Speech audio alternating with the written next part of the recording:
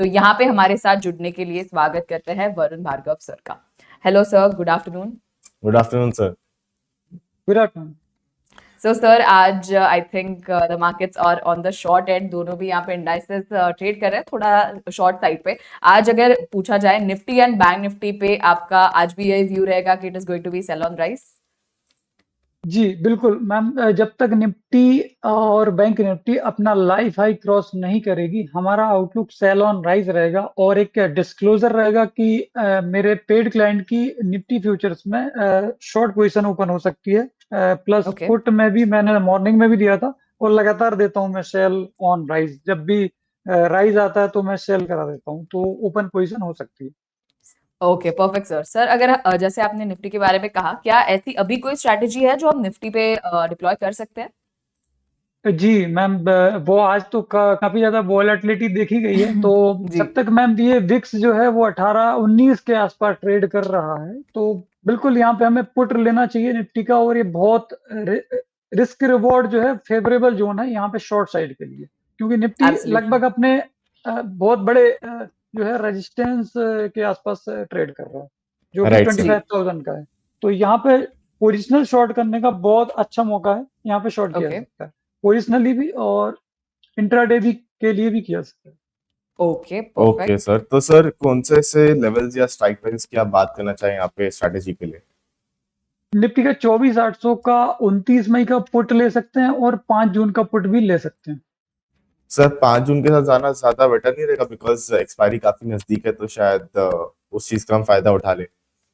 जी okay, तो 5 जून का मैं एक बार यहाँ पे डाल देता हूँ। एंड करीबन सर अभी दिख रहा है तो 281 के आसपास से ट्रेड करता हुआ दिख रहा है। तो सर इसमें टारगेट्स एंड स्टॉप लॉस हम कहाँ तक इसमें सेट कर सकते हैं? इसमें स्टॉप लॉस रहेगा 220 का। ओके, 220 का करीबन 60 रुपए का यहाँ पे हम देख रहे हैं। Okay sir. एंड टारगेट कहाँ तक हम रख सकते हैं सर इस पर? टारगेट रहेगा 380 का, पहला टारगेट 380 का है। अच्छा, ओके। तो और करीबन 100 रुपए का यहाँ पे हम देख रहे हैं। जी, ओके सर। और यस। सेकंड टारगेट भी सर 480 प्लस का है। अच्छा ठीक है सर। तो अगर मैं देखने जाऊँ तो करीबन जो मेरा एस एल है 4,500 के आसपास बनता हुआ दिख रहा है मुझे। एंड जो जो टारगेट है करीबन 7,500 के आसपास रफली बनता हुआ दिख रहा है। तो सर ये स्ट्रैटेजी के साथ हम इसको कब तक होल्ड करना सही रहेगा?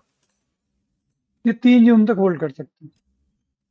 3 जून तक हम इसको होल्ड करके चल सकते हैं। ओके ठीक है सर। सर तो जैसे okay fine, please Sakshi ji continue yes, करिए, yes. I just sir, save it here. Apart from this, I heard you saying कि यहाँ पे इंट्राडे में भी हम एक स्ट्रैटेजी डिप्लॉय कर सकते हैं ऑन निफ्टी। सो क्या ये सेम ही रहेगी स्ट्राइक प्राइस, और should we go with any other strike price for intraday? Intraday के लिए हम 29 अभी टाइम है, क्योंकि 27 और 28 कल का टाइम भी है, तो हम जी। 29 मई का पुट भी ले सकते हैं ओके। 24,800 का, जो कि 170 चल रहा है। जी, परफेक्ट। ओके, सो मैं 1 मिनट डाल देता हूँ। सर कौन सा स्ट्राइक प्राइस बोला आपने? 24 800। 800 का। 24,800। ओके सर, करीबन 170 के आसपास चला है। तो बताइए सर इसमें टारगेट्स एंड स्टॉप लॉस कहाँ पे हमें रखना चाहिए? सर इसमें स्टॉप लॉस रहेगा 110 का। 110 का। ओके यस सर, ठीक है। और टारगेट रहेगा 250 का। एंड टारगेट है 250 का। सो करीबन 80 पॉइंट यहाँ से मैं देख रहा हूँ ऊपर। तो मैं एक बार बता देता हूँ आपको। ओके सर, तो करीबन 6,000 का यहाँ पे हम एक टारगेट प्लान करने की कोशिश कर रहे हैं। एंड करीबन 4,500 का यहाँ पे एक स्टॉप लॉस मुझे बनता हुआ दिख रहा है। तो सर ये इंट्राडे के लिए ही सही रहने वाला है, या फिर जैसे साक्षी जी ने ये पूछा आपको? ये आज या कल में टारगेट आ जाएगा ये। Okay okay. सर, परफेक्ट है। तो मैं इसको यहाँ पे एक बार सेव करके चल लेता हूँ। सर, अगर हम इसकी बात करें, अपार्ट फ्रॉम दिस, अगर बैंक निफ्टी की हम बात करें, तो सर बैंक निफ्टी को भी एक हमने अच्छा आज के दिन में उसमें भी थोड़ी गिरावट हल्की देखी है। जो पिछले 3-4 दिनों से हम एक अच्छी बुलिश सेंटिमेंट देख रहे थे, आज थोड़ा यहाँ पे वीक नजर आ रही है। लेकिन अगर हम बैंक निफ्टी की बात करें, तो बैंक निफ्टी पे आपकी राय क्या होगी? बैंक निफ्टी पर भी सेल ऑन राइज का व्यू है, तो यहाँ पे हम ओके। कॉल को शॉर्ट कर सकते हैं। ओके, बैंक निफ्टी पे। ओके, कॉल को शॉर्ट करने की हम्म। बात करें आप सर, ठीक है। तो सर कौन सा स्ट्राइक प्राइस हमें शॉर्ट करना सही रहेगा अभी के लेवल्स पर? देखिए 55 5600 का भी कर सकते हैं। ओके मैं इसका प्राइस चेक कर ले रहा हूँ। Yes sir. सो 5600 का अगर आप देखने में जाएंगे करीबन 381 के आसपास इसका स्ट्राइक प्रीमियम चलता हुआ नजर आ रहा है। एंड यस सर, तो यही एक जो लेवल है आपको दिख रहा है यहाँ पर करेंटली। जी सर, 56,000 का बैंक निफ्टी का ये कॉल हम बेच सकते हैं सर। ओके सर, 384 चल रहा है। Right sir. And targets and stop loss sir हमें कहाँ पर रखने हैं इसके? सर इसमें स्टॉप लॉस रहेगा 580 का। 580 का, okay. Okay sir, yes. And target sir कहाँ तक रह सकता है? सर इसका फर्स्ट टारगेट है 150 का। ओके, सो और ठीक है, यस सर, 150 का आप कह रहे हैं। And second target 0। Okay okay, second target 0, ठीक है sir. So risk reward ratio अगर मैं देखने जाऊँ तो एक डिसेंट सा बनता हुआ दिख रहा है, जहाँ पे मुझे प्रॉफिट मुझे दिख रहा है या फिर जो टारगेट है करीबन 7,000 का है। एंड स्टॉप लॉस करीबन मुझे, आई एम नॉट रॉन्ग, करीबन जस्ट लेट मी कैलकुलेट, करीबन 6,000 का यहाँ पे बनता हुआ दिख रहा है। तो सर यही टारगेट्स एंड स्टॉप लॉस लेके हम चल सकते हैं इसमें? जी, ठीक है सर। एंड सर ये इंट्राडे रहेगा या फिर हमें इसको एक्सपायरी तक होल्ड करने की ये सलाह रहेगी आपके एंड से? ये एक्सपायरी तक होल्ड करना है, लास्ट तक होल्ड करना है। ठीक है सर, तो मैं ओके इसको यहाँ पे एक बार सेव करके रख देता हूँ। सो यस सर, अभी अगर आप आपको निफ्टी बैंक निफ्टी में हमने थोड़ी चर्चा ऑलरेडी कर ली, कोई सेक्टर्स आप फिलहाल देख रहे हो अपने, या जो आपके स्टॉक्स रिटायर पर हो कोई? जी, सीमेंट पर मेरा सर सेल ऑन राइज का आउटलुक है फिलहाल, तो अल्ट्राटेक एंड क्रासिम दोनों पोजिशनली शॉर्ट किए जा सकते हैं। Okay UltraTech cement sir sir ultra, disclosure रहेगा ये सर, हाँ मैंने हाँ, अपने पेड क्लाइंट को दे रखा है, तो उनकी पोजीशन हो सकती है इनके पुट में ओके या फ्यूचर्स में। ठीक है सर। सर अल्ट्राटेक सीमेंट की अगर हम बात करें तो यहाँ पे हम अल्ट्राटेक सीमेंट पे अभी अगर जाना चाहेंगे तो व्यूअर्स को कौन सी एक स्ट्रैटेजी के साथ जाना चाहिए? मैम देखिए, क्योंकि एक्सपायरी नियर है तो इसका स्टॉक ऑप्शन तो अवॉइड करना चाहिए, क्योंकि ओके प्रीमियम डिके का खतरा रहता है। तो इसका हम फ्यूचर शॉर्ट कर सकते हैं, जो कि मई ओके फ्यूचर भी है, तो 11,438 चल रहा है, हम्म इसको भी हम शॉर्ट कर सकते हैं। ओके ओके सर, तो अल्ट्राटेक सीमेंट पे मैं फ्यूचर्स को शॉर्ट कर देता हूँ। एंड करीबन यस सर, तो बताइए sir targets and stop loss इस पर्टिकुलर स्टॉक पे क्या रहने वाले हैं? सर इसमें स्टॉप लॉस रहेगा 11,550 का। ओके, 11,550 का, ठीक है सर। तो ओके, सो करीबन 5,200 के आसपास मुझे बनता हुआ दिख रहा है।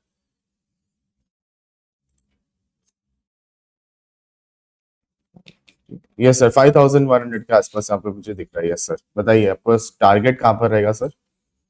सर पहला टारगेट इसमें 11,250 का रहेगा। 250, ओके, 250, ओके, सो करीबन 9,000 रुपए के आसपास मुझे बनता हुआ दिख रहा है सर यहाँ पर। जी, सेकंड टारगेट सर 11,000 का। ओके सर, तो एक काम करते हैं, मैं सर फर्स्ट टारगेट के साथ चल लेता हूँ बिकॉज थोड़ा सा मार्केट वॉलेटाइल है। हम्म तो वो चीज को जी थोड़ा सा ध्यान रखते हुए एक छोटा जो आपने फर्स्ट टारगेट बोला है, वहीं पर उसको कंसिडर करके चल सकते हैं। ओके जी ओके, तो मैं सेव कर देता हूँ। ये साक्षी जी आप तब तक कर लीजिए, मैं एक बार यहाँ पे यस एंट्री पास कर देता सर हूँ। इफ वी टॉक अबाउट बीच में अगर हम और कोई सेक्टर की बात करें यहाँ पे काफी ज्यादा आज के अभी के लिए अगर मैं देखूं सेक्टर्स में काफी ज्यादा गिरावट हम देख पा रहे हैं। और कोई ऐसा सेक्टर है apart from this particular sector जिसपे आपका और थोड़ा शॉर्ट साइड पे व्यू बनता हुआ होगा? देखिए मैम, आईटी पर मेरा व्यू है शॉर्ट का है, जी बट इसमें मैं थोड़ा सा कंफर्मेशन फॉलो अप सेलिंग का मैं वेट कर रहा हूँ। वैसे तो करंट लेवल पर भी शॉर्ट किया जा सकता है, जी सर आईटी बट में से एक इसको नौकरी नजर आ रहा है मुझे अगर उस पे क्या कोई स्ट्रेटेजी बन सकती है? जी, आईटी में मैम, हाँ फ्यूचर्स को शॉर्ट किया जा सकता है। आईटी में फ्यूचर ओके को शॉर्ट अभी भी किया जा सकता है, करंट लेवल पर हम्म भी किया जा सकता हम्म है। तो मैम इसमें एल जो है वो मुझे जी थोड़ा सा वीक लग रहा है, ओके क्योंकि इसमें शॉर्टिंग हो रही है। LTTS, ओके, बट ये ये एफएनओ में नहीं है। नहीं है, राइट yes. सर, वही वही। तो मैम यहाँ पे हम एचसीएल टेक को भी शॉर्ट कर सकते हैं। ओके, HCL टेक आ रहा है HCL सर की तरफ टेक से। पे। ओके सर, तो इसमें क्या शॉर्ट फ्यूचर्स रहना सही रहेगा या फिर एक हम पुट लेकर हम जा सकते हैं इस पर? इसमें फ्यूचर ही लेना होगा सर। अच्छा, ओके, फ्यूचर्स की ही बात कर रहे हैं आप, ठीक है सर। तो सर फ्यूचर्स पे अगर हम शॉर्ट भी करें, कौन से लेवल्स आपको यहाँ पे बनते हुए नजर आ रहे देखिए सर, इसमें 1659 16 1660 चल रहा है इसका मई फ्यूचर। हैं? जी, राइट। सर इसमें एक स्टॉप लॉस रहेगा, 1680 का स्टॉप लॉस रहेगा। 1680 सर, लॉन्ग शॉर्ट करना है ना हमें? हाँ, ओके, यस सर। जी सर, शॉर्ट करना है। Okay okay okay, yes sir. करीबन वो 7000 के यहाँ पे ऐसा लग रहा है। Answer target? सर इसमें टारगेट रहेगा 1640 का पहला टारगेट। 1640 का, ओके सर। एंड दूसरा टारगेट आप कहाँ तक देख रहे हैं? Second target sir 1610। 1610, ओके। तो मैं एक बार यहाँ पे देख लेता हूँ डाल के 1610। ओके, तो करीबन सर यहाँ पे मुझे दिख रहा है कि कुछ 17,500 के आसपास अगर बन रहा है, अगर हम आपके सेकंड टारगेट तक होल्ड करते हैं। एंड फर्स्ट टारगेट आपने 1640 बोला था, तो आई कैन सी रफली अराउंड कुछ 8 7 साढ़े 7 हजार यहाँ पे बनते हुए नजर आ रहे हैं। तो सर ऑलमोस्ट एक 1:1 रेशियो यहाँ पे मुझे दिख रहा है बनता हुआ। तो आपको लगता है कि ये ट्रेड इंट्राडे के लिए सही रहता है या फिर हमें एक्सपायरी तक इसको होल्ड करना सही रहेगा?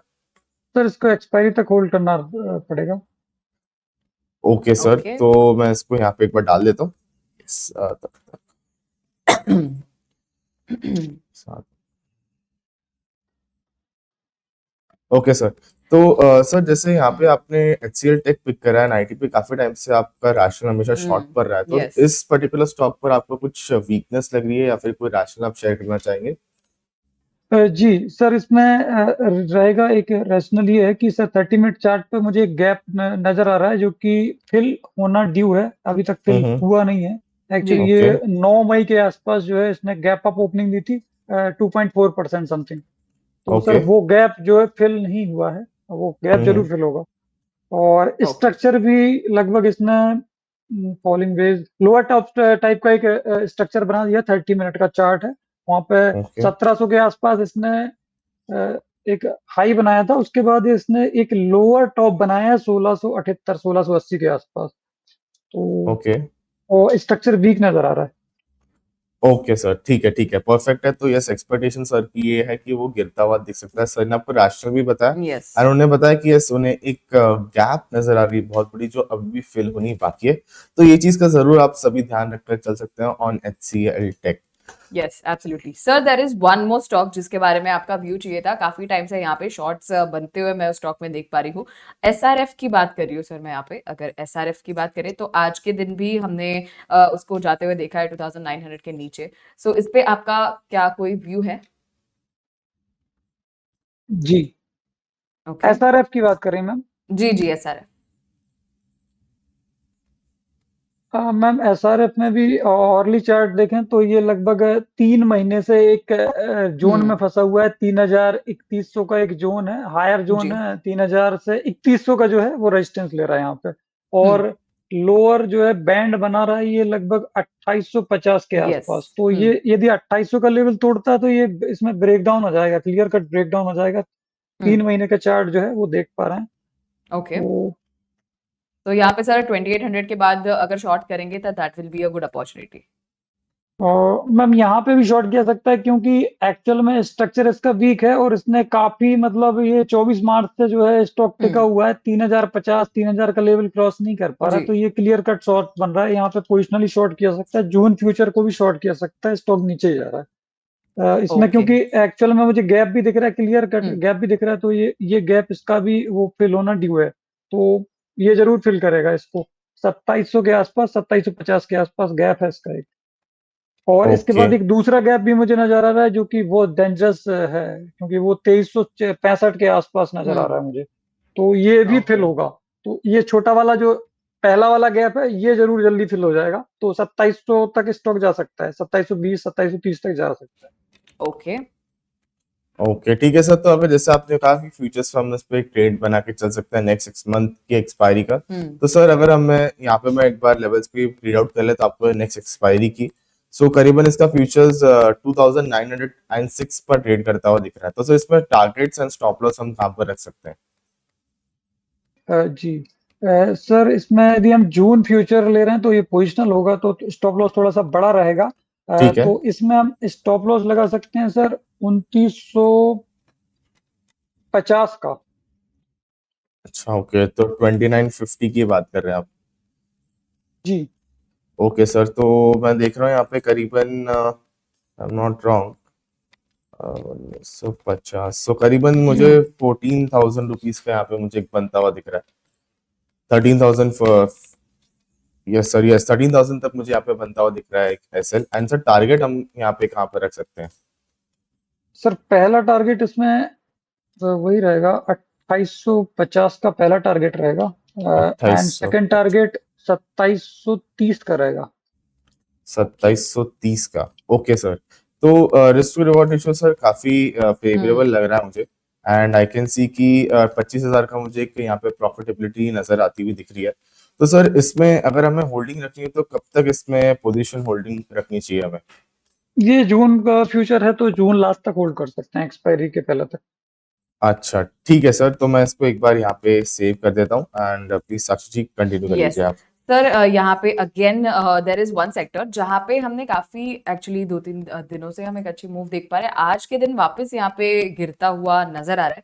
I am talking about the power sector. यहाँ पे पावर से भी कुछ ऐसे स्टॉक्स हैं जैसे एनटीपीसी हम देख सकते हैं, then we also have PFC या फिर पावर ग्रिड। 2-4 दिनों से यहाँ पे शॉर्ट्स काफी बनते हुए इसमें नजर आ रहे हैं। Is there any particular stock from power sector जिसपे आप नजर रख के चल रहे हैं? जी बिल्कुल, आज एनटीपीसी में थोड़ा सा कमजोरी देखी जा रही है मैम। जी। एक्चुअली फॉरवर्ड सेक्टर में ठीक है, एनटीपीसी को भी शॉर्ट किया सकता है, पर इसका फ्यूचर शॉर्ट कर सकते हैं हम, जून फ्यूचर। ओके। जून फ्यूचर की बात करें आप सर, ठीक है, मैं एक बार यहाँ पे डाल देता हूँ एनटीपीसी को। सर एनटीपीसी के पीछे कोई रैशनल हो आपका कि क्यों आपको ऐसा लग रहा है कि यहाँ पर भी हमें एक शॉर्ट ट्रेड लेकर चलना चाहिए? देखिए, इसमें एनटीपीसी में एक तो इसको रिटेल चेस कर रहा है पावर सेक्टर को काफी टाइम से, तो एक्चुअल में जी। खरीदारी लगभग लिक्विडिटी जो है देखा जाए तो कम हो चुकी है। रिटेल का जो इंटरेस्ट था पावर स्टॉक्स में खासतौर से वो खत्म हो चुका है। और राइट। एनटीपीसी 3 महीने के जो चार्ट है एनटीपीसी का, बहुत ज्यादा स्ट्रक्चर जो है क्लियर कट डाउन ट्रेंड का दिख रहा है। आप 3 महीने का इसका चार्ट देखें तो जी। क्लियरली दिख रहा है कि स्टॉक नीचे जा रहा है। तो लगभग ये 3 महीने का जो लो है वो भी टच कर सकता है, कुछ दिनों में ये टच कर देगा। और ओके। इसका हम 6 महीने का चार्ट भी देखें तो भी स्ट्रक्चर तो सर वीक है, इसमें डबल टॉप टाइप का बनता हुआ दिख रहा है हमें 370 के आसपास। और एक इसके बाद इसने एक लोअर टॉप बनाया, वही डबल टॉप बनाया है 370 के आसपास, ये इसने डबल टॉप बना चुका है। तो डबल टॉप जो है शॉर्ट के लिए बहुत अच्छा एक पैटर्न माना जाता है, तो यहाँ पे हम शॉर्ट कर सकते हैं। ओके परफेक्ट है सर, तो काफी अच्छे तरीके से आपने रैशनल भी बता दिया। तो सर अगर अभी हमें ट्रेड लेना हो, जैसे अभी इसका अगर मैं देखने जाऊँ सर, इसके जून एक्सपायरी ज्यादा प्रेफर रहेगी या फिर हमें मई एक्सपायरी लेना सही रहेगा आपके हिसाब से?